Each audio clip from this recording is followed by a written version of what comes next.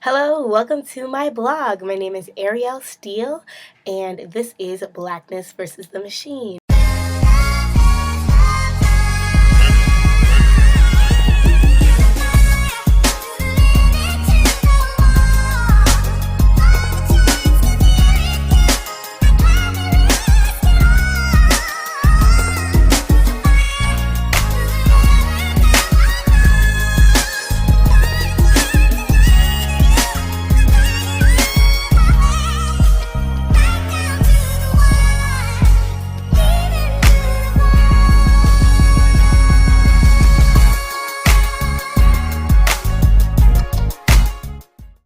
Welcome back to Blackness versus the Machine. I hope your week has been great.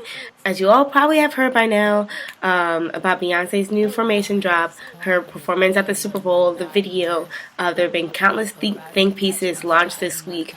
But the reason why I didn't jump on it, as I usually do, because I love Beyonce, besides having a busy school week, was because I really wanted the video to marinate with me, to give it some time and space to breathe. Also, as Beyonce had her Super Bowl performance, the context changes over and over. And so this is the reason why I come to you a week late on the matter. But yeah, let's talk about Formation. So of course, as everyone's already picked up on, Formation is an unapologetic love song to black femininity, to black women, to blackness in general. It is not a song for white people or anyone who isn't black. And when I say that, I mean that this is a song that is specifically speaking to Beyonce's black fans, her black girl fans, her black femme fans, as her the blackness that she exhibits in the video is colored differently. There's so many various forms of blackness that she has chosen to show in her video. From black femme queens who are in the ball scene, we get a split second of that. We get the regular around the way black girls in the beauty shops, beauty supply store. We get the picture of vintage Creole upper class ladies. We also get the dancers, so her dark skinned black dancers who all are exhibiting different various forms of black hair. Beyonce herself even goes from braids to an updo to an afro, and even in one shot I'm assuming that is her own hair that has been kind of like a braid out. And so what we get in this music video is just like, I'm black, I'm proud, I love my Negro nose, I love Jackson 5 nostrils. There's all these allusions to blackness and exclusively black southernness that we get in terms of food, cornbread and collard greens, the hot sauce in the bag, something that non-black viewers and fans may not understand the context of. And so what Beyonce decided to do here is to reclaim her blackness as a figure that has become a universal icon in our time, and she's arguably like the most iconic person in our generation, like period. There has been a claim laid on her through that universality, and so people forget. I think people forget that she is a black woman. I mean, I know she's light-skinned. She has blonde hair. That's her trademark blonde hair. But people truly do forget that she's black. And so what she's doing with the song, she's taking that perception and smashing it in the face, which has led to a lot of upheaval and a lot of anger. A lot of her non-black, namely white fans, have been saying, oh, I can't relate to the song. I don't like the song.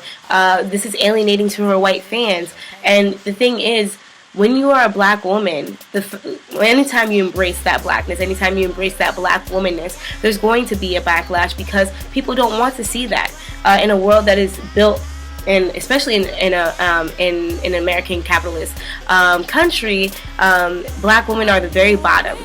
Black trans women are the very bottom. Black femininity is the very bottom. As Zero Neale Hurston has said, we the mule of the world, And so this backlash Beyonce is experiencing is very, very telling. We have a councilman from Toronto, Jim Karagianis, saying that, he's trying to clarify and say that he didn't try to ban Beyonce from Toronto from performing, but he said that any group that mobilizes and supports the Black Panthers who encourage police violence are supposed to be considered terrorists, and they wouldn't be performing.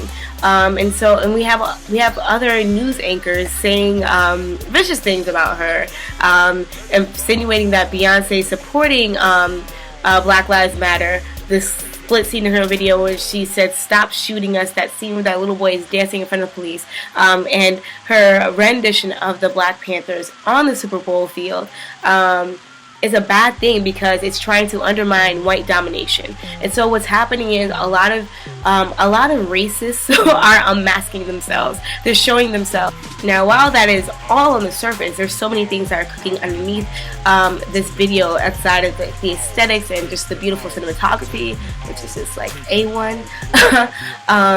You know, Beyonce is a fascinating figure, obviously, but anytime she does something outside of the non-Black people or just like surface level criticism about what she's doing, there's always this backlash of is what she's doing really radical.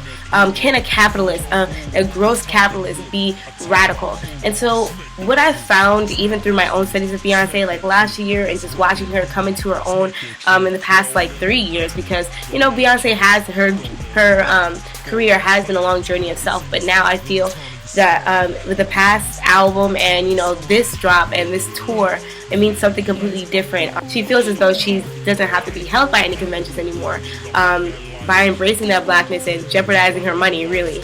But I really think that we need to stop projecting our own not our own politics, but projecting whatever else is inside of us on Beyonce, because Beyonce has become this universal icon, this blank slate in a way for us to project anything on her. I think that we get upset and we say things like, oh, she's not radical enough, oh, where are her politics, oh, she is a gross capitalist. But here's the thing, we're all capitalists. I have a job. I'm going to school to get a name brand degree so that I can prosper in this world. Obviously I chose a school for other reasons than that, but that is something that was a major pull for me. These people who are writing these think pieces, you're capitalizing on Beyonce's capitalism, you know, and Beyonce is a star. She is an artist. She is an icon. So what her duty is to sell an image. That's literally her job. So I find that all these think pieces that are castigating Beyonce as this gross capitalist, and she's abusing Black power and the Black Lives Matter movement to make a dollar, I found that to be empty arguments. I really do. People haven't said anything of the sort about Marvin Gaye when he released his first conceptual album. No one said anything about Nina Simone when she put out her dearth of Black, power songs between Mississippi Goddamn and Young, Gifted, and Black. People haven't said that about Michael Jackson when he put out some of his music. They don't really care about us. And so what I'm finding is that there is this weird obsession of Beyonce, a weird trying to dethrone her, and also a weird misogynoir, which is the oppression that Black women face, specifically of racism and sexism compounded together, and even class. So what I'm saying is we need to look at what's actually happening in the video. We need to you can criticize, you can love the video, and you can also criticize it, but criticize elements, for lack of better terms, that make sense.